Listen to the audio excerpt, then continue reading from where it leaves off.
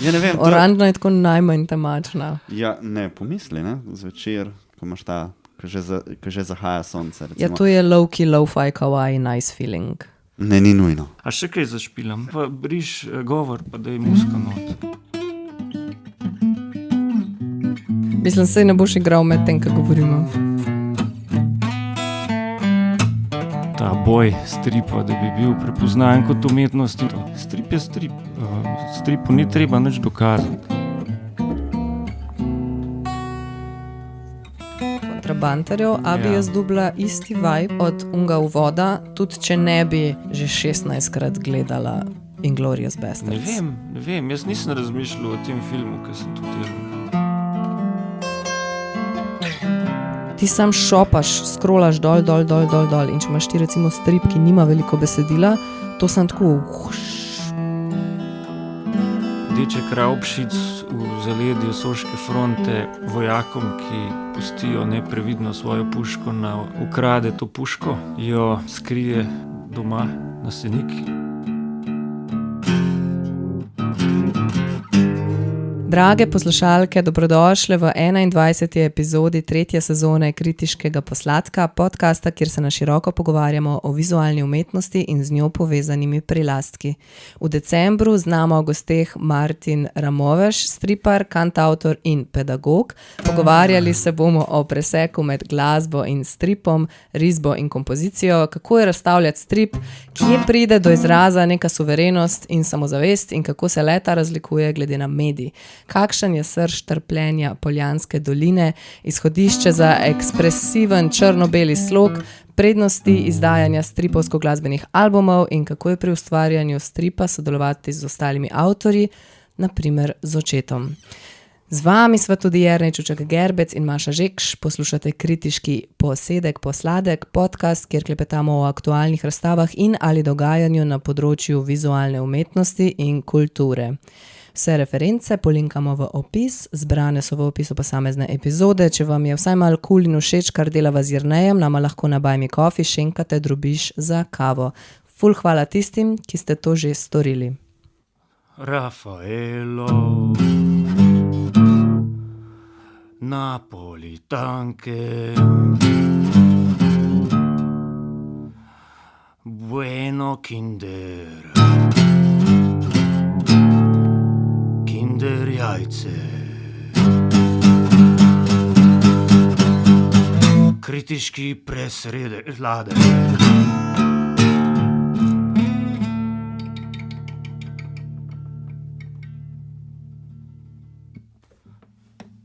Ok, pozdravljen Martin, najprej mogoče, kako se pravilno izgovori tvoje ime, to jaz vsakeč zafrknem. A je Martin Ramoveš ali je Martin Ramoveš ali je, kako je prav? Ja, odvisno od lokacije. Meni je vseeno to. Kako ti? Martin Ramoveš, če bi šel pa mednarodno, bi bil pa lahko tudi Martin Ramoveš. Ok, torej na O na glas. Ja. Ja, ok. Ok, torej najina prvotna povezava skupaj se je pričela preko risbe oziroma stripa. Torej jaz te kot prvo dojemam kot striparja. Zdaj tukaj imam tvoja zadnja dva stripa, Amerika in Kontrabanterji, ki sta išla pri Stripburgerju.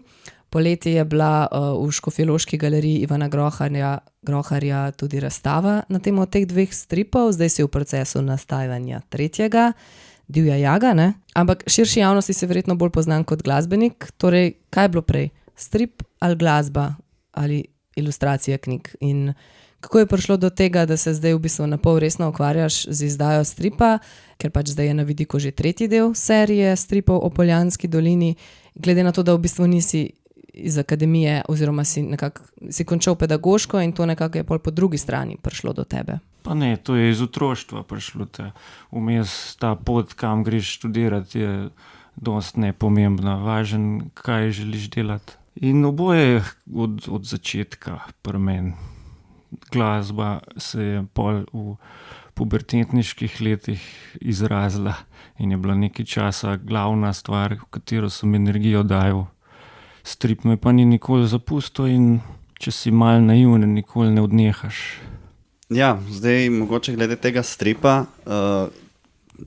Slikovnik, ne, mogoče bi mi malo lahko povedal, kaj se ti zdi prednost, da delaš v stripu namesto v ilustraciji. Strip me je zmeri privlačil, je bil glavni razlog, da sploh rišem. Strip je pripoved in ta želja po pripovedovanju te vleče v strip in pol se soočiš s tem, da ga je treba tudi narisati. In je ena čarovnija, da lahko na enem papirju narediš film, ki sicer ni film, no, ne bi zdaj o tem, ampak bomo malo kasneje o tem. So podobni občutki, ki jih narediš brez velike industrije. Za razliko od ilustracije ali od filma, misliš? Od filma. No, sej strip oziroma tak način pripovedovanja počasih tudi malo osnova, ne, za film, v bistvu. Je v procesu nastajanja filma je storyboard, kar je neke vrste strip, ampak prilagojen temu, da se pač prikazujejo kadri, ki so v pomoč pri snemanju. Ampak strip je pa še vse kaj več kot to. Mislim, jaz zdaj, ko si tako omenil, si rekel, da je zgodba in to takoj prva stvar, ki se mi je priklicala dejansko v glavi, mogoče tako malo streč, cirkev. In v cirkevi imamo tudi dosti teh tabel, ne, ki so v bistvu zgodbe, ne, tako so sledja. A vidiš ti tle kakšno povezavo? Si kdaj razmišljal o tem preskoku med stripom in pripovedovanjem skozi sakralno umetnost? To morata povabiti Cirila Horja, ki bo doktoriral zdaj. Na to temo bi lahko govorili par ur, se pravi, glede na to, kje smo, bi vlekli iz zgodovine neke primere sekvenčne umetnosti, upodobitev, ki bi rekli, to je neposredna pot od tam do današnjega stripa, ampak kakor je meni znan, se šteje začetke stripa tam okrog 1900 in se nekako ne da čisto neposredno reči, da strip je pa nastal ali v jamah na slikarijah, ali so to hieroglifi, ali je to že freska gor na Svetem Primožu, ali so to iz 18. stoletja neki grafični listi. Ampak za prve stripe se štejejo pač ti časopisni prvi stripi in nekako sočasno s filmom. Ne da se reči, da je to predhodnik filma ali da je film izšel iz stripa, ampak to je bila ta en nov boom. In v bistvu strip je še zmeraj dosti nov medij in dolg časa je bil cenena zabava z velikimi mojstrovinami vmes, ampak produkcija je bila ogromna in držal se ga je slab sloves kiča in tudi danes, če prelistam kakšne stripe, to pač je med poplavo kiča najdeš bisere, to je strip in seveda so pa velike potrebe po tem, da bi se ga dokončno ustoličili kot umetnost, kar ni nič novega, to se dogaja že dolga desetletja. Ta boj stripa, da bi bil prepoznan kot umetnost in res očitne mojstrovine velikih avtorjev stripa svetovnih, ki to dokazujejo. Ampak s tem bojem, kje smo zdaj? Misliš, da to uspeva ali je strip kot medij še zmer do neke mere zapostavljen oziroma na nek specifičen način se ga povezuje? Zdaj, če karikiram, strip je medij za geeke oziroma do kere mere se dogaja ta preporod stripa, če ne drugega, recimo pri nas lahko vidimo s temi založbami, ne, torej, ne vem, Vigevage knjige, Stripburger, ko v bistvu izdajajo neke konkretnejše izdelke. Kako to zdaj napram temu kiču ti razumeš kot zmagovanje ali nezmagovanje tega boja? Zmagovanje boja je, ne vem, koliko je to zdaj tle kvantiteta pomembna. Kvaliteta sigurno je, na nek način je nevarnost, da vse postane bolj butično in to nima toliko zveze z razvojem stripa. Ampak, ko pa vem, veliko se je pač govoril, ko sem bil jaz otrok, stripa ni več, vsi so se spomnili 80-ih, 70-ih časov pred računalniki, ko si lahko vsak dan kupil en strip v trafiki, pa če si zamudil določeno uro, je bil že razprodan. Se pravi, ta množična zabava je nekako usahnila in ostalo je vse ostalo. Torej, eni pač tisti najmočnejše industrije, ameriška, francoska, italijanska, japonska, so še zmeraj velike in komercialne. Poleg tega je pa ogromno avtorskega stripa, na kar se koncentrirata recimo omenjeni založbi in bralci lahko pridejo do tega, če si želijo. In je na nek način meni to všeč, da se je stvar malo izčistila, da se veliko poudarja tudi v medijih, da je strip kvaliteten, da je strip pomemben.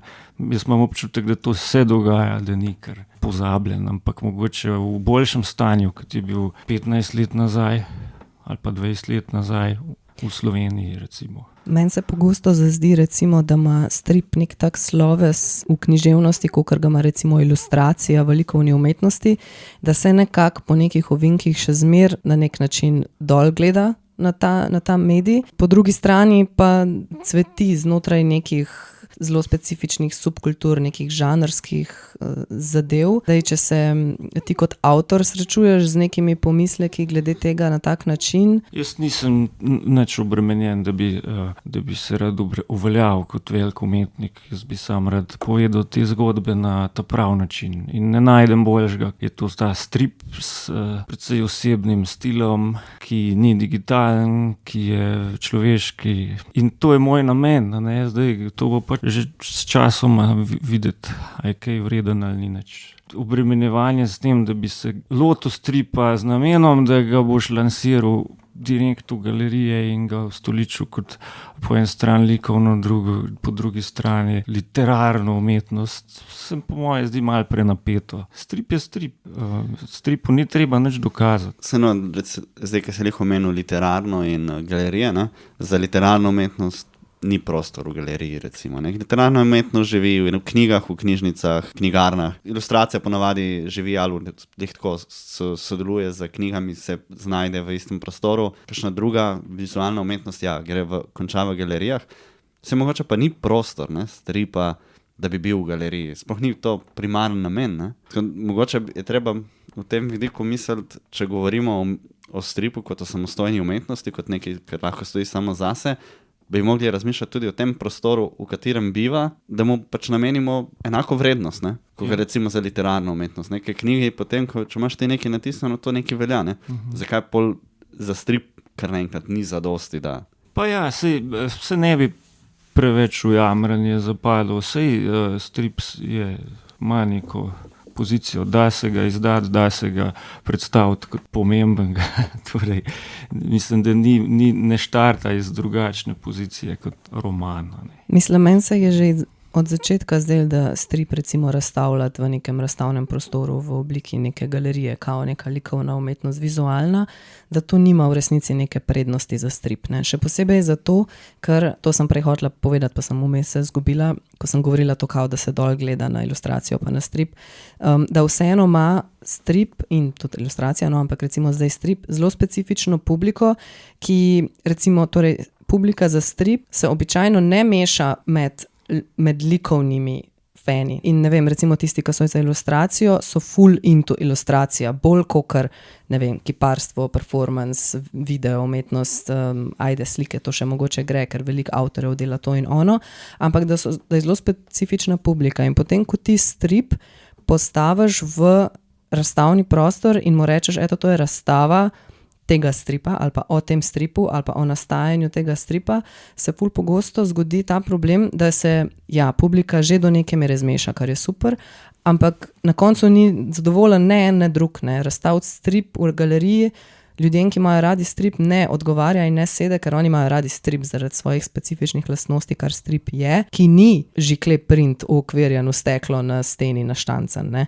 In po drugi strani tudi za nekoga, ki ga zanima likovna umetnost, se mu mogoče razstava stripa zdi dolgočasna in brezvezna, ker ipak lahko pa strip kupim in strip preberem, kot se zagre. In je v bistvu zelo neka taka, se mi zdi, da je tak velik prepad tukaj in vprašanje, ali sploh delati razstave stripov in če jih delati, a jih ne bi mogoče delali na kakšen bolj drugačen način, da bi povzdignili in likovnost in strip istočasno in seveda kako to narediti. To je drugo vprašanje. Ne? Ker mi je znan, so pač take razstave tudi v svetu, muzej stripa v Angolemu ali pa v Franciji ali kamorkoli greš, imaš primere tega, da se likovna plat stripa na originalen nov način izpostavlja. Vsak risar stripov ima neko avtorsko poetiko v risbi, ki pač na stenah zaživi drugače in tam je priložnost za to. Stena ni zato, da boš bral strani stripa stoje, namesto da bi jih v knjigi, ampak da se likovna plat predstavi. In to imajo izredno radi tudi fani stripa, ker pač uživajo v tem, ne?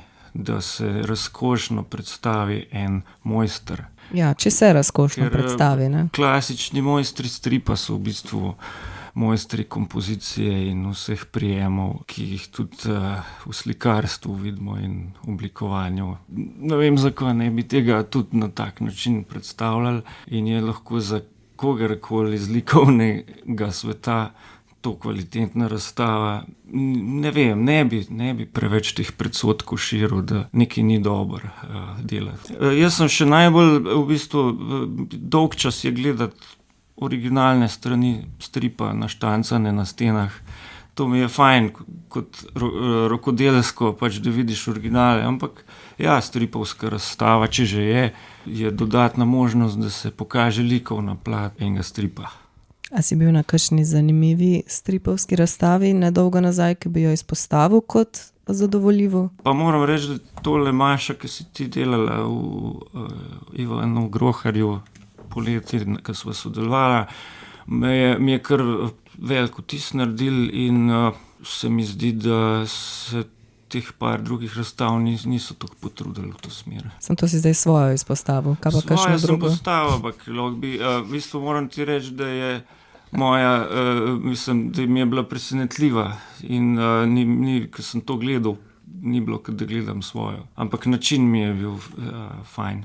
Svež. No, ampak sej to je bilo itak ne za nalašč, ker sva v razstavo vključila še te velike povečave, izbranih izsekov iz stripa gor na steno, pa sva imela nek bralni kotiček skupaj z neko ambientalno musko, pa te srnjake sva imela na steni, pa imela sva uno vašo stolec, staro skrinjo, pa neke fotografije so bile po steni, tako da je nek vtis celotne atmosfere se zgodil v tem kelerju v resnici. Ne? Recimo ta del, da sva vključila na razstavo tvoje risbe, ki sva jih sam polepila ful po steni, ne? Da se je v bistvu gledalcem predstavil tudi sam proces dela, nastajanja stripa.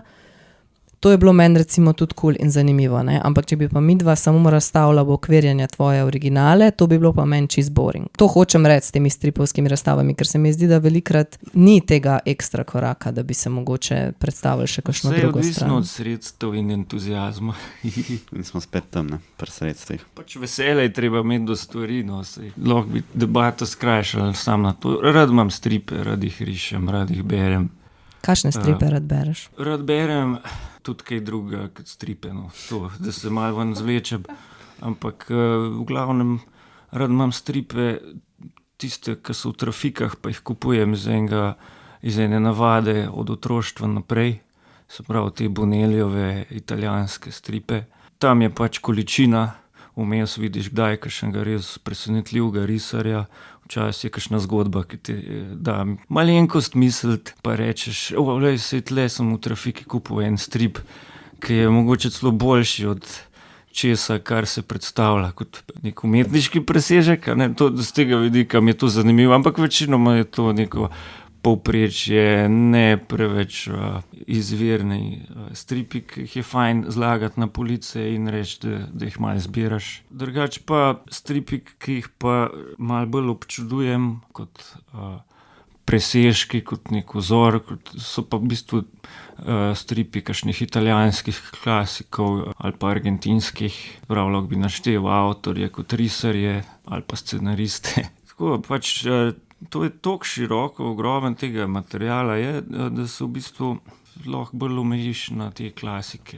Tudi tle sem prinesel, da smo malo obdani s tem, recimo sem prinesel, to so klasiki Sergio Topi, recimo Muñoz in Sampaio, seveda Alberto Breccia. To so taki črno-beli risarji, ki se razlikujejo med sabo, predvsem po rabi tekstur, ali je bolj izčiščena kontrastna risba ali uporabljajo teksture. Vsi so delovali že v preteklosti, se pravi, so že ustoličeni kot eni klasiki, velikani. To je užitek gledati in se učiti iz tega.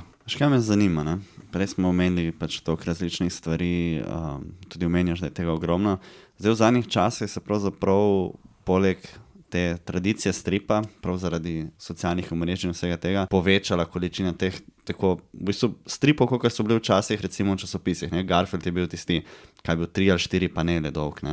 Tega je zdaj, teh stripov, ki so 3 do 4 podobe, jih je zdaj ogromno. Zdaj od najbolj preprostih, čisto enostavnih, praktično stick figures, do malo bolj zanimivih. Kako gledaš ti na ta preporod v bistvu stripa? Ja, da je čisto logičen, ker to je tako izdelana forma, da deluje, nimaš še kaj dodati in se je zelo dobro prilagodila scrollanju. Kaj pa to, da je veliko tega zelo poenostavljenega, grafično zelo... Ja, to je pa značilnost stripa, ki gre naprej. Kič in, mislim, ni nujno. Ne, se ni nujno, pravim, ampak eni so, mislim, dosti jih je takih, tudi zaradi hipnosti, ker nekateri se želijo to izdajati dejansko dnevno.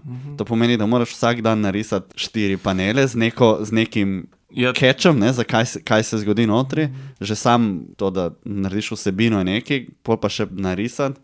Zdaj, če bi bilo vse grafično, tako ne bi šlo, če bi se trudil to, ampak vseeno se pa zaradi količine to bolj podvaja, da to tudi bolj zanimivo. To je pač nasledniki so te avtorji teh časopisnih pasičnih stripov, ki so tudi dnevno izhajali. To je super, da se je transformiralo v nekaj novega. Ja, mislim, tako ampak ne sledim veliko, ker pač utrujajoče scrollanje. Ja, jaz mislim, da edina taka stvar, ki mi je bila res zanimiva in je potem v bistvu postala tudi zgodba uspeha, je bil ta Strange Planet od Nathan, ne znam pozabil priimek. V glavnem, zamislil si je neke vesoljce, ki pač živijo življenje, kot jih mi živimo, in vse stvari, ki jih oni doživljajo, so pač stvari, ki jih mi doživljamo, ampak vse je pač, ne vem, nič ne bo imelo enako ime, kot jih ima pri nas, ampak bo pač, ne vem, mislim, recimo primer, kava ni kava, ampak je jittery liquid, take malenkosti, ampak vse je opazovanje našega dogajanja.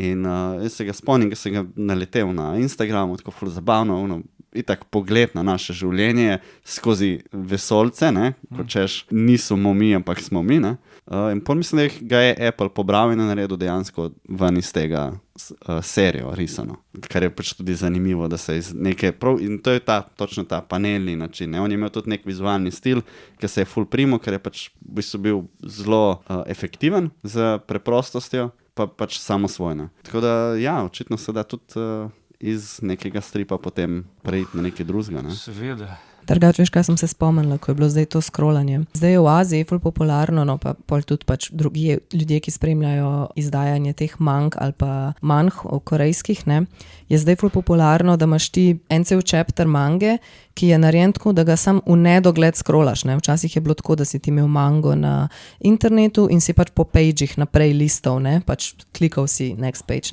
in tako naprej. Zdaj pa imajo vse v enem takem giant scrollu. Ti sam šopaš, scrollaš dol in če imaš ti recimo strip, ki nima veliko besedila, to sem tako po celi dol. Se spomnim, ko sem bila v Koreji in sem na podzemni, je zraven mene pač ena punca stala, bila na telefonu in to je sam šopal. Jaz naštekam, a je dejansko uspela brati, kar tam piše, ampak to je sam bilo uš. Tako da to sem se spomnila, tudi za omeniti, ker recimo eden od vstopov mnogih bralcev stripa v strip je preko mange, na neki točki manga je bila zelo in je še zmer popularna, v neki mogoče jim je neka ta estetika azijska kawaii in to bližje. čegar včasih je bilo zelo težko dobiti kakšne mange v Sloveniji. Ne? Takrat še, ne vem, ko sem bila jaz v osnovni šoli, pa je bila Samuna neka princesa, Princess something, je bil tako edina manga, ki si jo lahko dobil v celi Sloveniji. Edina princesa zadeva, ne vem, kot manga, vem samo kot anime, Princess Mononoke, to ni to. Ne od Ghiblija, prav neka, v glavnem, neka woman version of Zenki je bila, no, ampak kot zanimivost. Boš mogla poiskati, da bomo dali od spodaj.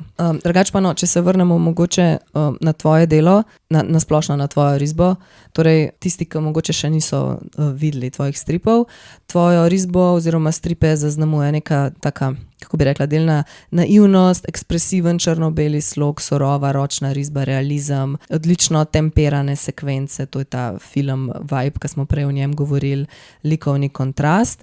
In v bistvu to tudi pritiče vsebini stripov, ki so, vsaj pri teh zadnjih 3, pritikajo neke polfikcijske zgodovine slovenskega podeželja ali kot so bili zapisali, pooseblja atmosfero lokalnega okolja na prelomu prejšnjega stoletja, katerega zaznamujajo revščina, katolištvo, nasilje, seksizem, fovšija, alkoholizem in smrt.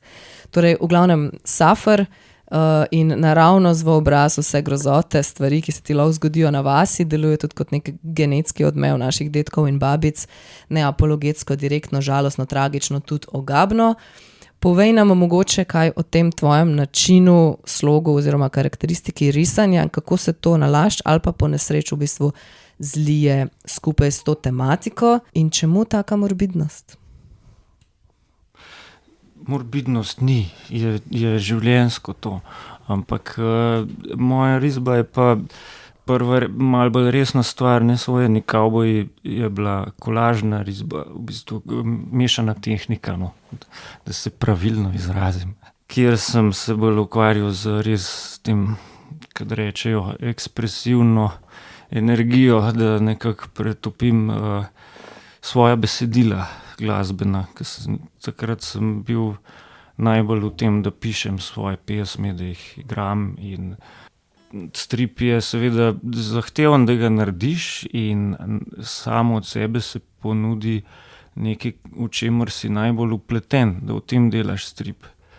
Zato sem na tak način štartal. Če ne štejem tistih šolskih pa najstniških prvih poskusov stripa, ne. In to so bili ti Nesojeni kavboji, za katere sem dobil razne pohvale in bi lahko v tem stilu tudi obstal in delal čist na tak način. Ampak nisem se videl, v tem se nisem videl. Želel sem si vseeno par korakov nazaj in klasično risati. Lahko malo več poveš o teh glasbenih stripih, ker verjetno jih vsi ne poznamo, ne? Izdal sem pri Stripburgerju v sodelovanju z 3 različnimi glasbenimi založbami 3 stripovsko glasbene albume. Prvi je bil Nesojeni kavboji, izdali smo ga 2014, z bendom smo posneli tak blues album, blues rock, malo country plato in vsa besedila na plošči so pretopljena v kratke stripe. In je to zbirka 10 stripov, o čemer sem zdajle govoril. Pol naslednji je bil nekako naslednik tega, da sem ploščo posnel sam, kantavtorsko, Astronomi je bil naslov, malo bolj je bila intimna muzika in stil tudi dosti bolj zadržan. In to je tisto, kar sem prej omenil, da sem šel več korakov nazaj v tem svojem risanju. Tretji med temi glasbeno-stripovskimi albumi je bil pa Rob, zbadljivi poet v stripu in glasbi, kjer sem biografijo Ivana Roba pač v strip dal 3 poglavja njegovega življenja. Izredna osebnost je Ivan Rob, premalo znan, tragično končal in sem uglasbil njegove pesmi in smo jih posneli, ker to so nekako kar eni boljših posnetkov, kar nam jih je ratalo narediti. In smo pol to tudi malo predstavljali na koncertih, da smo dali še VJ projekcijo. Kristina Konkal je delala te projekcije, smo imeli par takih koncertov, pol je bila pa korona, pa je to se nehalo. Sam sem se pa usmeril pol v stripe brez glasbe. Zato, da bi da bi dejansko malo bolj se poglobil v risanje. A potem te glasbeni stripi so prišli kot komplet, da bo teh 10 recimo stripov pa CD zraven. Knjiga, ja, to je album. Zraven je Čisto fizično, da si malo predstavljam. Zraven je bila fizično plošča zataknjena pri prvih dveh. Pri robu smo pa že ugotavljali, da nimajo več CD-playerjev, pa smo dali kode. Aha. Mislim, jaz vem, kaj bi si želel, če bi to kupoval. Jaz bi želel imeti LP-ko. LP-ko, ja. LP-ko, lepo, lično oblikovano, cik. Mi smo tu razmišljali, plate, nismo delali LP, vinilke. Ja, se ne vem, če imamo trg. Ja, je. Mislim, pač izdaja že, ampak samo za slovenski trg v slovenščini je po mojem kar malo. Ja, če jih prodaš, je v redu. Lahko jih 50 izdaš ali pa 100. A je to še smotrno dan s 50? Ja, če se zmeniš, kdo bo kupil. Okay. Ja, ne vem. Je smotrno imeti band. Ne, hotel sem reči, da meni se zdi, da pač pri ploščah te vseeno masovna izdelava ponavadi, ne? To ni, da narediš. So ene firme se pojavile, ki delajo manjše naklade. Delajo vinilke v majhnih nakladah. Ja, ok, to pa je pol fino. Tudi v Sloveniji pa v Avstrijo so šli moji prijatelji avto in so kar uspešno to izpeljali. Gor v Avstriji so jim natiskali vinilke. Hudo. Sam špilajo pa v Srbiji, ker tle premalo ljudi. No, pa tle tudi špilajo. Boš mogel tudi ti še kakšno srbsko napisati, ali kako? To sem pa v mladih letih. Ja? Pa smo pol igrali tam na televiziji, pri Enfetu, pa je takoj kritiziral, da že res, da je južni trg privlačen, ampak da moramo vsem spodbujati slovenščino. Ampak jaz sem bil takrat toliko nekako v tem svojem svetu pisanja, da nisem niti pomislil, da pišem za kakršenkoli trg. Meni se je sam fajn slišal. Se imamo tudi kakšne naše velikane, ki sicer pesnijo večinoma v slovenščini, pa naredijo pol tudi nekaj izdaj v hrvaščini ali pa prevode. Recimo. Ja, pa tu niso bili prevodi, to je bila spontana pesem, ki je nastala recimo v srbskem jeziku, pa pol me pa je tu minil, pa nisem več. Zdaj pa trg ni več zanimiv, je bolj duša pomembna. Če te prav razumem. Duša je pomembna, ja. No, on that note, če se zdaj vrnemo na te vsebine zadnjih stripov oziroma te serije Poljanske doline in tudi ta nov strip, ki zdaj prihaja, boš povedal, koliko daleč si ga že sploh uspel narediti. Ja. Gre v bistvu za neko mešanico raziskovanja lastne družinske zgodovine, neke določene geografske scene, vmes noter v stripu so tudi fotke vključene, neki popisi, arhivi, neko družinsko drevo se je kle raziskovalo. Lahko bi rekli, da gre za neko izbrano časovno kapsulo za posamezen strip. Jaz še zmeraj nisem tiste morbidnosti prebolela, čeprav si rekel, da je to samo življenje, ne? Ampak to je res kar intens, ne? Kar se dogaja noter v teh stripih. Zdaj, čist družinskega drevesa ali česarkoli nismo pretirano raziskovali. Torej, Kontrabantarji so zgodba mojega pradeda, ki je sicer prepletena v primeru stripa še z določenimi dodatki. Tle ne gre za niti biografsko, niti dokumentarno delo, ampak so to v bistvu kratke zgodbe, ki se jih da narediti v samostojnih stripih, približno 50 strani dolgih. Moj oče to napiše, on je sicer pesnik, ki na zelo izčiščen način zna povedati bistvo zgodbe. Torej ne piše klasičnega scenarija za strip zame, ampak dobim zelo v strnjeni obliki in iz tega jaz pol nekako pretopim najprej v par ohlapnih verzij skiciranih stripov. To je ta proces. In ko smo naredila Kontrabantarje, mi je bilo jasno, da je to, kar si želim delati, to. In sem že sam začel neke te ameriške zadeve tuhtati. Ko smo začetem govorila o tem, mi je on pol čez kakšen teden že dal napisano zgodbo, ki je bila veliko boljša od tistih mojih prvih idej. postalo nama je jasen, da tudi 2 ne bosta dost, ker so to, tako kot praviš, naredi nate mogoče pretresljiv vtis, je pa stvar hiter je mimo, ne, kratka zgodba je in namen je narediti vsaj 5 takih zgodb, da bo ta travmatična izkušnja še močnejša za bralce. Ne, pač da bo smiselno povezana v 5 delov, ki pa niso med sabo povezani glede nastopajočih oseb, ali pa torej to niso prvi, drugi, tretji del, ampak različne obiski tistega časa, približno 100 let nazaj. Res, da je ta Poljanska dolina lokacija. Nek skupni imenovalec, ne? Kar spet bi lahko bila neka druga univerzalna podeželje, ampak enostaven odgovor je, delaš najlažje v tem, kar poznaš. In jaz vseeno sem še zrastel v ostankih tistega časa, ker v mojem otroštvu se mi zdi, da pač lahko, ni mi treba sam fotke gledati pa brati o tem, ampak že dosti se je spremenilo v teh 35 letih in takrat so še, se mi zdi, bili bolj vidne vezi z enimi prejšnjimi, kad rečemo, starimi časi in časi pred tem. In to imam za svoje, konec koncev tudi lažje mi je vizualni material najti, kot pa karkoli drugega. Kaj pa potem ta vključitev nekega specifičnega žanra? V Ameriki na koncu imamo basically zombijado. A je to spontano prišlo do tega, ali si že od začetka vedel, da boš mogoče na koncu to sprevrgal v nek horor? To je že pisal v zgodbi. A to je že vse Janez položil? Ja. Jaz si ne zmišljujem, jaz sam kakšne podrobnosti dorečeva ali pa kaj spremeniva kasneje, ampak se zato pravim, da so njegove ideje močne in izčiščene. In tle je pač vse.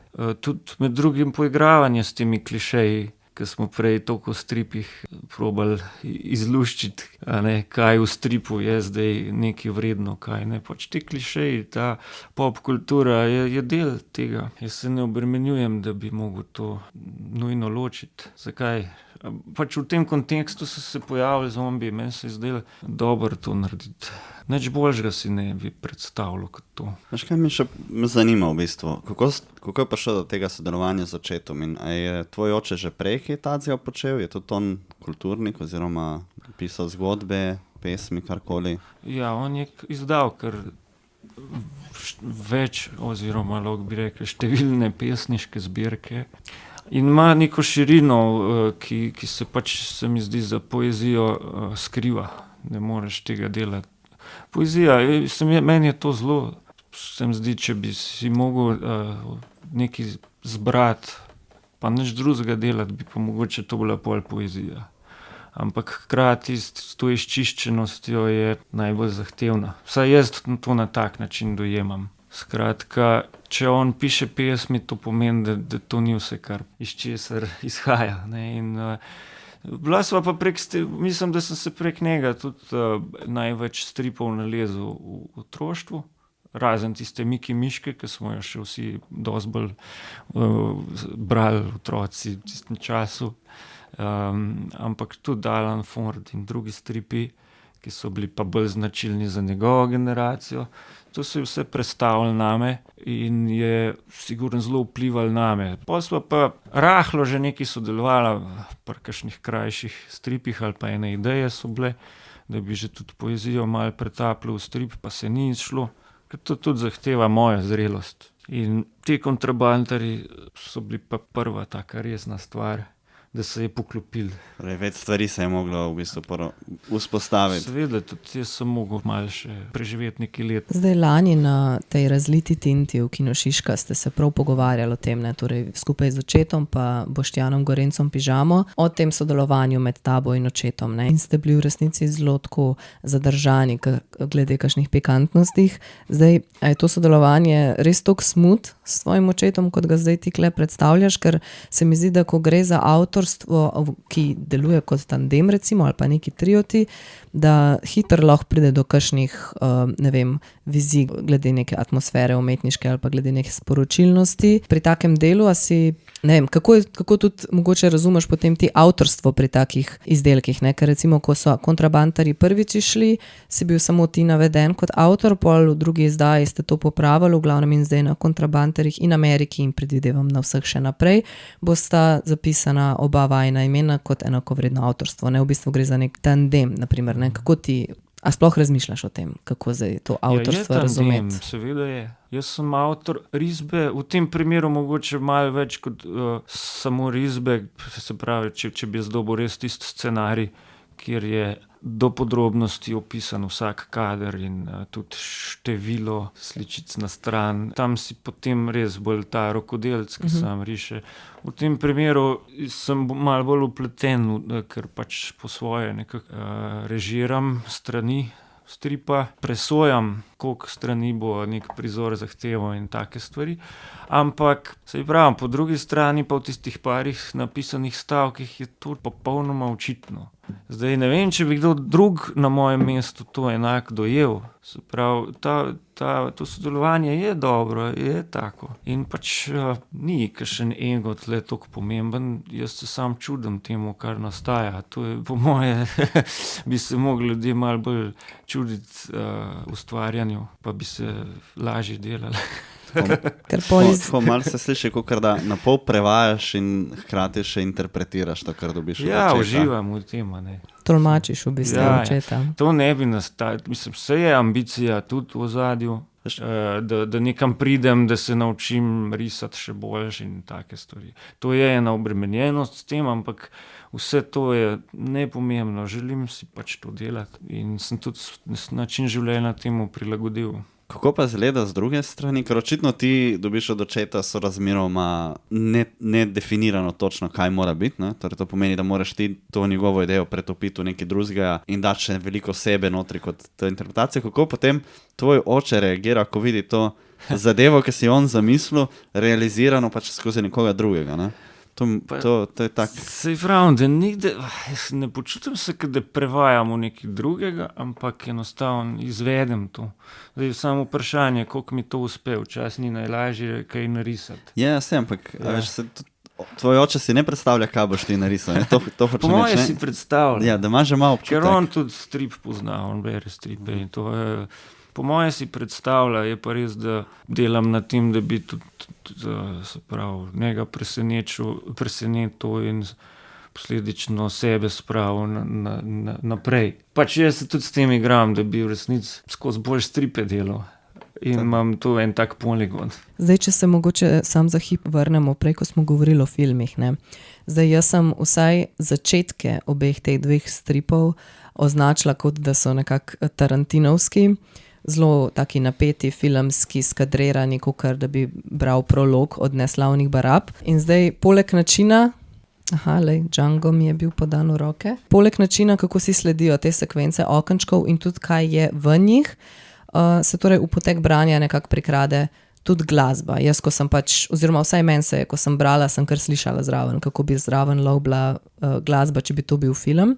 In zdaj tudi za nekoga, ki je recimo pogledal kakšne par filmov, pa je do neke mere seznanjen z določenim žanrom, mislim, da mu te asociacije ne uidejo. A se poleg kakšnih drugih striparjev in risarjev in to inspiriraš tudi po kakšnih filmarjih, ali je to čisto avtomatsko iz narave stripa prišlo tudi v tvoj strip? In ali imaš v mislih tudi kakšno glasbo, ko rišeš strip, oziroma ko te sekvence skupaj sestavljaš? Ja, filme tudi gledam, nisem zdaj enciklopedija filmov in stripe opazujem. V stripu se pa res da bolj ali pa manj približati filmskemu občutku. Tle je skrivnost v spretnosti kadriranja. In seveda, ko nek prizor preberem, ga zagledam v mislih, se to precej spontano zgodi, oziroma je neka pot od prve ideje, ko zagledaš, v bistvu že sočasno zagledaš pojave, torej like, in hkrati dobiš občutek, kje bi kot kamerman stal. Zatem pač skiciraš ta prizor v nekih takih generičnih kadrih, recimo 6 kvadratkov, ali pa se že prva ideja pojav, skadrirana na nek bolj dinamičen način, ki ti rečeš ti temu bolj filmski. Velika razlika je recimo v tem, kakšno sekvenco raztegneš. Lahko nek prizor upodobiš sam v eni risbi, kot bi bila pol to že ilustracija, lahko blizu temu. Ne? V tem primeru je to dosti manj filmsko, pa če si vzameš prostor za podrobnosti, za majhne spremembe v govoru, recimo nek dialog lahko prikažeš zelo filmsko, če si zanj vzameš več prostora in recimo tudi nek premolk, obraz, ki govori sam zase, postaviš vmes v to sekvenco. To delam zelo intuitivno, je pa res, da ko delaš strip, si tudi malo režiser ali pa zelo. Torej, to je spoj vsega, likovnega znanja, literarnega in pravzaprav režijskega. Ko daješ neko energijo likom, jih čutiš kot igralec. Končna izvedba je seveda zmeraj kompromis, zmeraj se zavedaš svojih šibkosti pri tem. Tle sem zato prinesel en kup stripov mojstrov. Zdi se mi, da ta princip funkcionira tudi strani bralca, ko bralec bere strip, ker so neki načini razumevanja posameznih kadriranj, sličic, kvadratkov, nekih oblik, ki se zdaj sprašujem, pa če mi mogoče ti poveš svoje mnenje, ki so priučeni pri branju stripa, da jih ti kot bralec razumeš, a govorimo zdaj o nekih odrezavih, hitrih, a je tesnoben občutek zaradi takih pa takih kvadratkov, ali kakšna glasba se ti prikrade od zadaj, kakšen feeling, a je to nekaj, kar je naučeno z nekimi izkušnjami, po večkratnem branju različnih stripov, ali je to nekaj, kar naravno pride zaradi oblik in feelinga, ne vem, da so neke okrogle, večje oblike, delujejo bolj svetlo, sproščujoče, mehko, prijazno, nekaj, kar je bolj stisnjeno, odrezavo, kontrastno, deluje bolj tesnobno, panično, resno, grozno, grozljivo. Ja, tudi ta likovna teorija, ki se zdaj nazadnje se pojavlja, lahko dobro manipuliraš z njo, torej intuitivno, ampak pomaga, če imaš tudi neko znanje o tem. Pomaga, če človek ima razvito navado, da pač bere, da konzumira in seveda, da so na njegovem meniju tudi različni stripi in če se pozorno posvetiš enemu stripu, mislim, da če je avtor močan, da pač dobro podaja vse te zadeve, pol ni treba imeti nekega dodatnega izobraževanja, kako brati strip. A veš, tako mislim, recimo začetek Kontrabanterjev, a bi jaz dobila isti vibe od unga uvoda, tudi če ne bi že 16-krat gledala Inglourious Basterds. Ne vem, jaz nisem razmišljal o tem filmu, ki sem tu delal. Po moje bi, ker je to narejen na tak način. No sej, tukaj je pol vprašanje, ne? A je to neki it's a given, da oddaja tak vibe? Ja, seveda je, to je premišljeno, to nisem slučajno naredil. Dostikrat se pač v stripih pol pogovarjamo, ta strip je pa dobro narisan, ta je pa slabo narisan, vse drugo odpade, ne. Ampak všeč mi je, da me sprašuješ te stvari, ker tle je bistvo, torej podajanje zgodbe, režija. To se mi zdi bistven del, ki se zgodi že v skicah, v storyboardu. Pol je pač treba sam to še enkrat narisati. V primeru realističnega stripa, seveda. Drugače pa lahko ta proces malo poenostaviš. No, ampak sej, mislim, da je slog stripa zelo pomemben za zgodbo. Da je v bistvu, ne vem zdaj, kaj bi rekel, da je tisto, kar diktira drugo, ampak ne moreš vsako zgodbo narediti v vsakem slogu. No. To je nemogoče, da bi... Ja, če bi Kontrabanterje naredil v manga slogu, bi sam možgan se ti zlomil pač. Ja, ne bi bilo v redu. Nikoli ne bomo vedeli, mislim, lahko pa tudi... Se ga lahko zdaj skeniraš, pa daš v programu. Ja. Pretvor v manga stil. Mogoče pa... Ja, ampak se tudi manga ima tudi take stile, ne vem, Berserk. Že cel dan, odkar smo se začeli pogovarjati o ful dobrih stripih in tako mi hodi po glavi Berserker, ki je eden od tistih japonskih stripov, ki je likovno narejen zelo specifično in ni tista klasična manga, ki si jo vsi predstavljamo, ko rečemo manga. In ima ta temačni, mogoče bolj slasherski pridih, ampak je tudi to.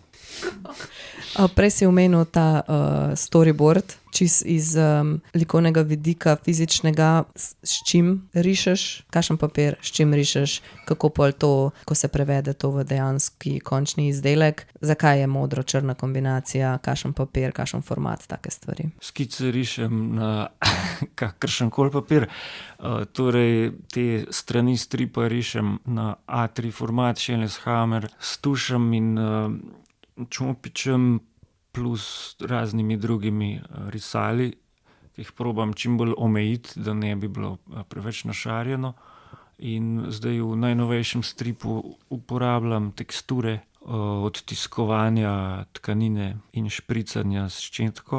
Pol pa končen izdelek, torej na kakšen način je natiskan, je pa seveda tudi zelo pomemben, ker bolj organska risba mogoče čudno deluje na nekem sterilnem svetlečem papirju in je pač treba to malo testirati, pomisliti. Vprašala si me še, zakaj črno-modra kombinacija platnic, ne, te stripi so vsi črno-bele, ampak naslovnice so pa v tem. Ja, ko so kontrabantarji šli, je oblikovalec Boštjan Pavletič dal ta predlog, da je pravzaprav popolnoma temačna naslovnica, edin tista belina čist majhnega odseva svetlobe na obrazu in dlani tega morilca. Spoiler. No, ja. Bomo dali. Je bila kar drastična taka v bistvu odločitev, ne? In smo bili vsi seveda za. Ker je pa serija, bo pa pač so še ostali zdaj, ne, v istem slogu oblikovani. Je pa zanimivo, da sta bila že dva, eden.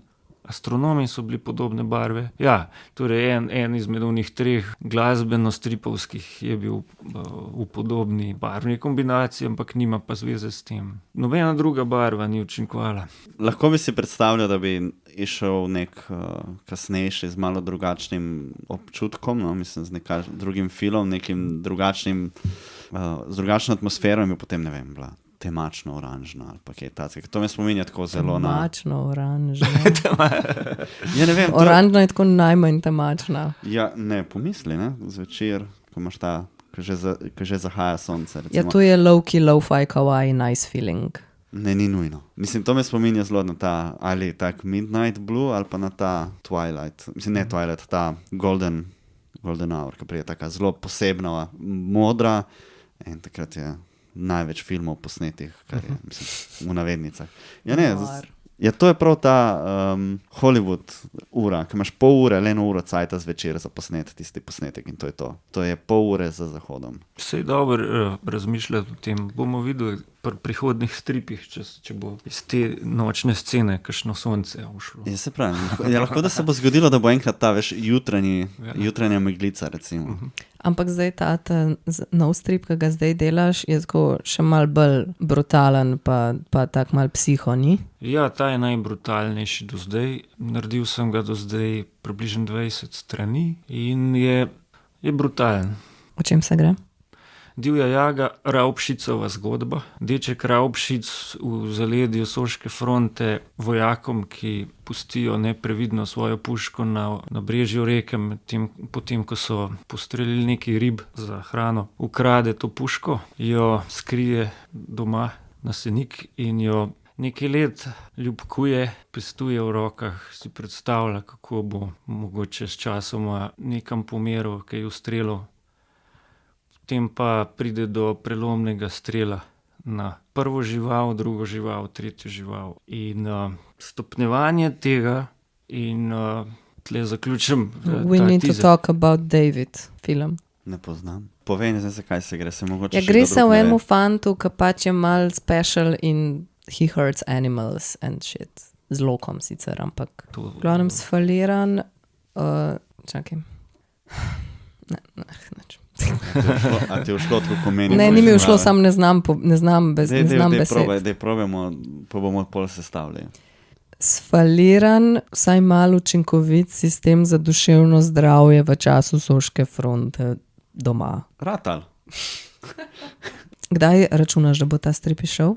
Ja. Novembra 2025. Za ovinkom. Ok, zdaj mogoče za konec še ti učiš na oblikovni srednji šoli. Učiš kaj, risanje? Ne. To čudenje, ki ga imam pri svojem risanju, tudi tam z moje strani, ne samo strani dijakov. Kako sploh učiš risanje? To je študijsko risanje, saj sem tudi jaz tja hodil nekoč. Pa sem pač rad po izobrazbi tale profesor likovne umetnosti. 10 let sem bil sicer zgolj samozaposlen v kulturi kot avtor stripa in zraven tudi sem se preživljal v glavnem s poučevanjem kitare. No, pol je pa sem šel kot pripravnik na oblikovno, zdaj sem tam 3 leta kot učitelj in učiš študijsko risanje po modelu od 1. letnika. Osnovna geometrija v prostoru, potem ratajo oblike malo bolj kompleksne, podobne rokam, stopalom, glavi in iz tega potem počasi pridemo do realističnih podob, portretov in študija figure v 4. letniku. Poleg tega seveda vse te prostorske zakonitosti, perspektiva, risanje zunaj, znotraj.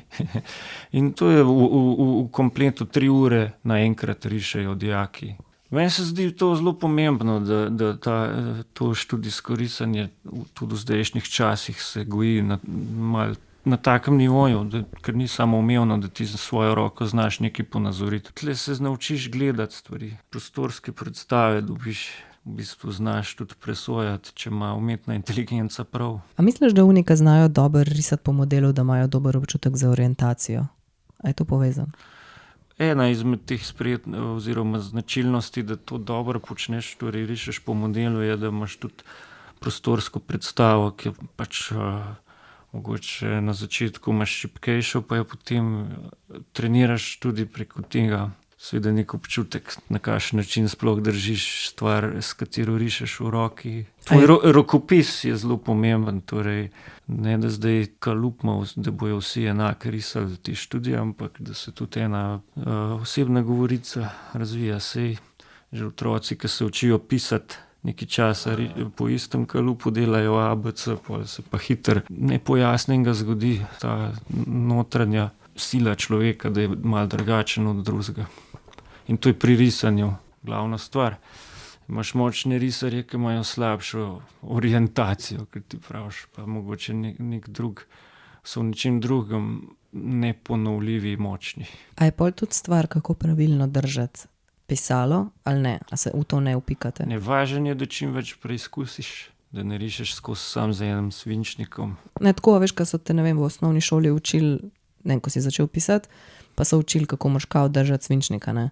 Pač jaz ful prizadeto držim svinčnik že cel life in pač ne vem, a ima to kakršenkoli vpliv pol, a je to nekaj, kar se ne vzpodbuja, ali pa ne vem, a veš, ko so včasih tudi ljudi, ki so z levo roko risali ali pa pisali, ali pa z obema, ki so jih pol malo hoteli prisiliti, da bi to bilo v desni, pa na pravilen način, pa take stvari. Seveda je pomembno, na kakšen način držiš, če igraš inštrument, ga tudi ne moreš takoj za vratom igrati, ampak šele pol, ko imaš toliko občutka. Fora je, da recimo dijaki na oblikovni so vsi taki, ki rišejo radi od otroštva naprej. To jih je tja pripeljalo.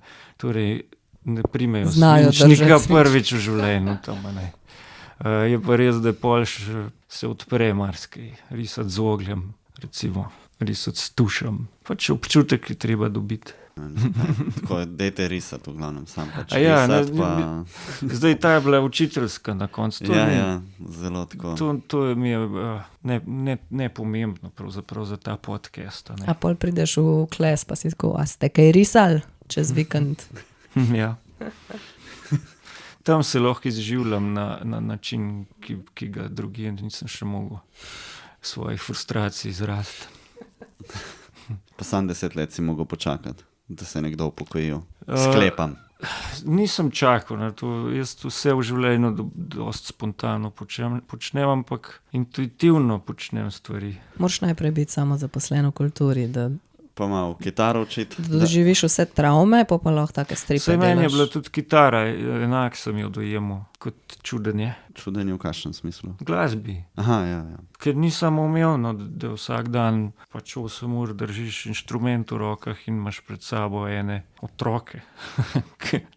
Si imel individualne ure ali si učil skupine? Ja, in to individualne, sem učil v 2 glasbenih šolah, tudi skupine sem vodil, band. A je kakšen koncert na vidiku? Jaz sem to zdaj malo, nekako me ne vleče špilec sploh. To se mi nikoli ni dogajalo prej. Čas mi je bilo zelo pomemben, da bi šel na oder malo skakati pa mahati. Zdaj mi to ni pomembno. Je seveda tudi ogromen truda treba vložiti, da se sploh zmeniš za en koncert pa tako naprej. Se mi ne da. Tako da bo še kakšen koncert. Nekaj smo mi smo tudi s tem mojim bandom Martin Ramoveš trio posneli ene posnetke, pa se glih zdaj ustvarja en video spot, ki je tudi mogoče bolj likovno zanimiv, ker je stop motion animacija. Joelka Stenlic je ta animatorka, prav zdaj cele dneve to snema. Tako da to ni zamrlo, sam pač za koncerte si me vprašala, to mi ni glih zdaj. Malo pauze. Stop motion je zdaj v izdelavi, če sem prav. Ja, okej. Metuljčki je naslov komada in smo ga šli v profesionalen studio posneti. Pa pel sem brez fušanja. Sej sem videl, ja, da si večkrat snemal na RTV, ali kje si snemal te... Mi smo- Ne vem, za kjer komad si imel prav posnetek in je bilo pa pač tako, kot da bi gledal backstage, kako ste snemali zadevo. Ja, ker smo že 2012 šli na izštenkane v to oddajo, pa pol smo imeli bolj aktivna pa manj aktivna leta. Jaz sem pa pač zmeraj nastopil bolj na tak način, da sem grdo gledal z odra, ne mahal pa se smejal. In to se odraža tudi zdaj, ne, ta moja pozicija, kjer sem, se pravi, nisem neki stradnik. Ne. Je pa res, da sem večkrat poslušal, zakaj pa ne bi, pa dejte še kakšen single tak, da bo malo bolj na radio, pa to pa pač zmeraj se mi je zdel to nekako ta obrtniški način, tak zlagan malo, ne. In tudi v stripu bi lahko to počel. Recimo, da se muzika še zmeraj bolj splača, če bi o denarju govorili na tak način, oziroma, ampak ne vem. Ne vem, v resnici ne vem. Mogoče za čisti zaključek top 3 stripi, mogoče domači. Že Tomaž Lavrič ima top 3 stripe, zato ker ima toliko različnih stripov. A ne, Bosanske basni, Rdeči alarm, Slepo sonce. Ne vem, kaj sem zadnje Primorež, že dolgo cajta nisem nič. Jaz sem od Daniela Žežlja tudi jih ful zdaj prebrala, ker sem tudi kurirala eno razstavo njegovo v Centru ilustracije, tako da to so moji zadnji. Jaz sem leta Jih nazaj... šteješ pod domače, ki so prevedeni. Jaz sem leta nazaj bral mange, pol... Ali pa te, veš, Pol- te žabce, pol- te žabci, ki so pri Vigavagah. Jaz bi izpostavil Gašperja Kranjca zdaj s temi pticami. Vaške, mestne in zimske trilogija izstopa, se mi zdi zelo po tem, kaj je naredil stilsko in s to elegantno risbo in kadriranjem. To je tudi pri Vigavagah, ne? Ja. Pol mogoče zaključimo na tej točki, bi še kaj dodal? Je muzika, sam ne vem, če je še potrebna. Kaj, o njej govoril ali igral? Špilu, Ja, cel cajt špilaš. imam v naročju kitaro. Ja, zato vsake toliko časa malo škripa.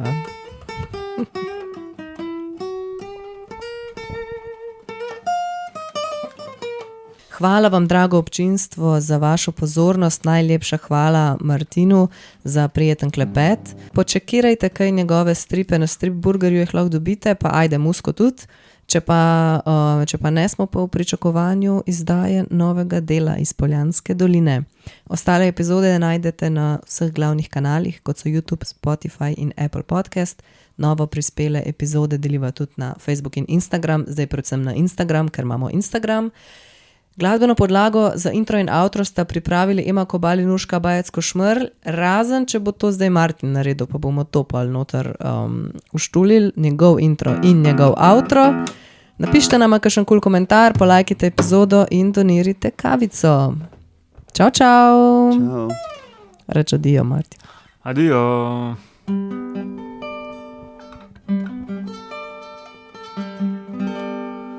Tisti naš krek. Janez je velik in tisti naš... krek. Ja, a veš, da sva midva napisala na polznanstven članku Janezovem Velistu Kreku, pač kot... Kot velikemu možu prelomu 19. stoletja. In enemu glavnemu zahvalnemu, da imamo Slovenijo kot tako, da razumemo Slovenijo. No, ampak midva sva na nek, kaj je bil, nek poziv je bil, ne, na membrani sva, je bil za, ne vem, kaj je točno bilo, ampak sva se odločila, ja, bova napisala fake history v bistvu. In sva si ful pogledala vse o njegovem lifeu. Jaz sem bil še doma znanstvenem izdelku tam pri nas, ti si tudi ne vem kam vse šla iskat te stvari, pa arhive sva pregledala, vse fotografije in to, in sva naredila pač zgodbo o njemu, sva pač najdla še neko osebo, ko je pač noben ni bila toliko obeležena kot ostale, kdo je že bil, komu je že bil Max Fabiani? Ne, ni bil Max Fabiani, to je arhitekt. Kaj je že bil pol? Iz Dražgoš je bil. Ja, se za to. Čakaj, kaj je že bil? To je pa Sevška dolina. Nek Max je bil. Ja, Max. Čak, bom pogledala. Daj poglej. No, in pač neke spletke, ne, veš, kako je on imel nekaj skrivnega otroka, pa kako ga je ta prijatelj rešil in kako je tega prijatelja pol odpikal, vse tako pač tak zelo... rumene strani po eni strani, ampak hkrati pač to tako, veš, govoriš o nekem slovenskem heroju. Podkrepljeno s fotografijami. To je bil v bistvu, je bilo izhodišče, ne, ker je Membrana revija za fotografijo. In v bistvu kako lahko ti z manipulacijo fotografij in teksta prikažeš neko izpirjeno vejo zgodovine, ki je v resnici vse res, ampak tako eno pikico not vmes tvisneš in spremeniš v bistvu moralno podobo enega človeka. Čisto, seveda. In pač, ampak velik del geografske navezave, ne, je pa te vaši konci tam, ne. Je veš, kje je že bil Janez? Max Fabian. Max Fabian, jaz sem vedel, da je nekaj tacga. Se kaj že, kje je že bil Krek doma? On ni bil tam Štajerska. Ne, on prosto teh koncev. Ja, se zato, ker nam je bilo, jaz imam žlahto iz Polanske doline, oziroma gor iz Davče. Aha, največja slovenska vas. Ja, najdaljša, ne največja. Ni največja. On se je rodil na Svetem Gregorju. Sodražca je, to je Dolenjska. On se je poročil. Poročil se je. On se je poročil z žensko, ki je pa bila iz... Ne poročil, on je bil, ni se poročil.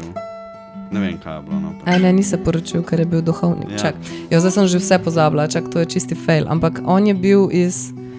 Bom pogledala. Pač tisti konci so prišli, veš, ko vidiš, da se tako malo, tam te doline sta malo povezani. In ja, tako pač bi bil tak. A to sta pol objavila?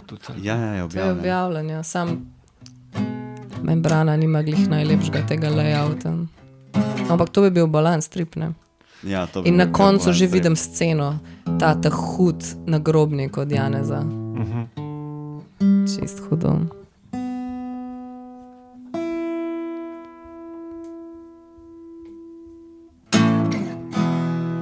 To bi bil kar hud strip, ja.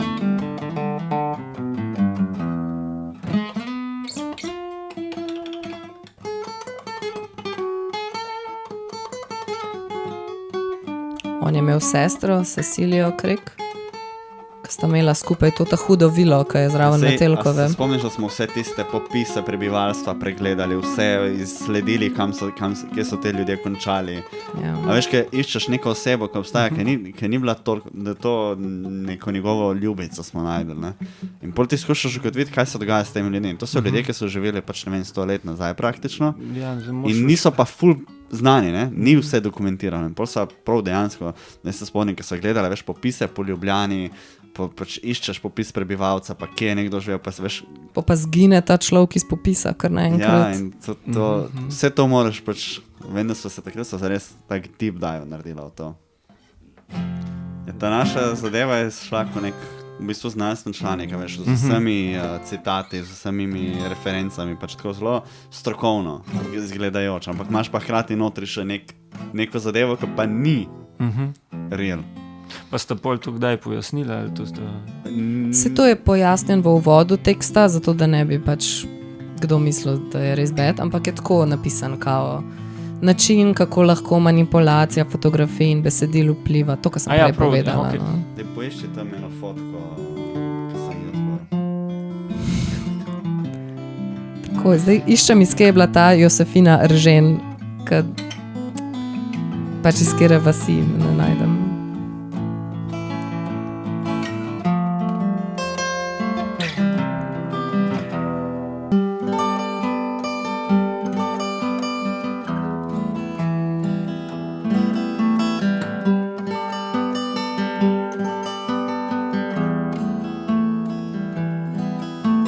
Čez mrakotne vse dobrave, čez razpaljene puščave, skoz temnjave, skoz tokave, na rokah te nosil bom. Na rokah te nosil bom. Čez pokrajine ledene, čez vode gore meglene, čez srebrne morske pene. Na rokah te nosil bom. Na rokah te nosil bom. Čez grmovje meje žive in čez barja in koprive, skoz demonske megle sive. Na rokah te nosil bom. Na rokah te nosil bom.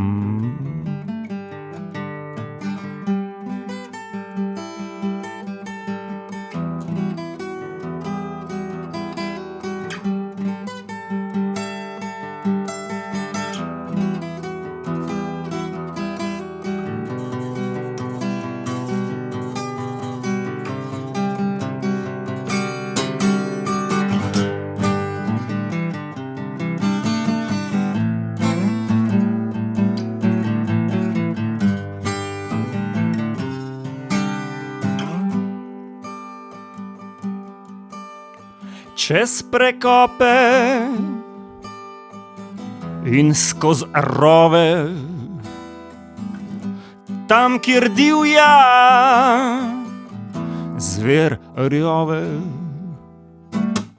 Še ko smrt me črna zove, na rokah te nosil bom. Na rokah te nosil bom. Kakšna artikuliranost iz tvojega glasu, ko govoriš pa samo neko mumljanje, kaj je to? Govor ni pomemben. Jaz sem si predstavljal, da bom pač špilil, ker nimam za povedati.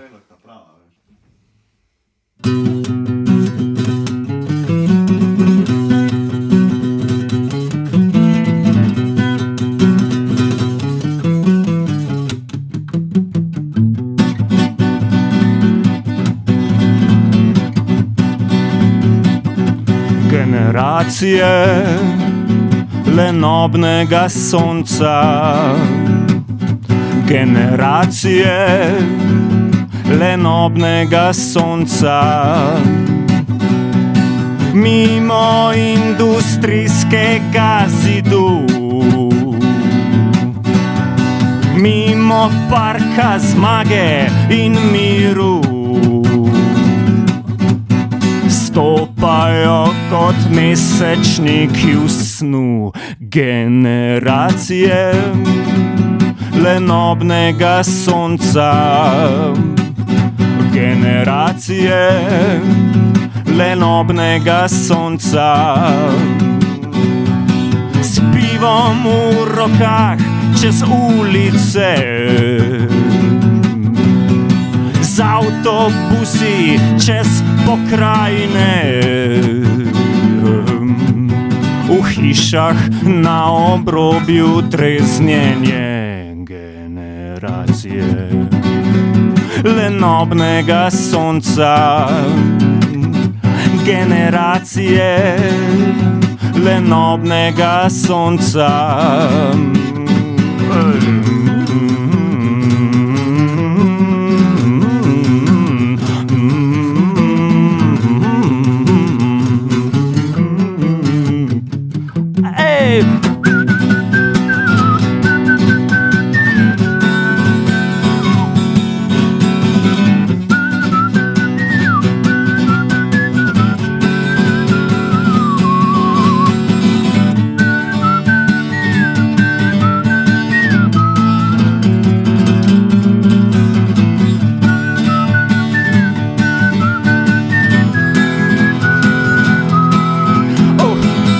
Domovih je pospravljeno, po zidovih slike dremajo in tovariši pozabljajo, da so del generacije lenobnega sonca. Generacije lenobnega sonca. Generacije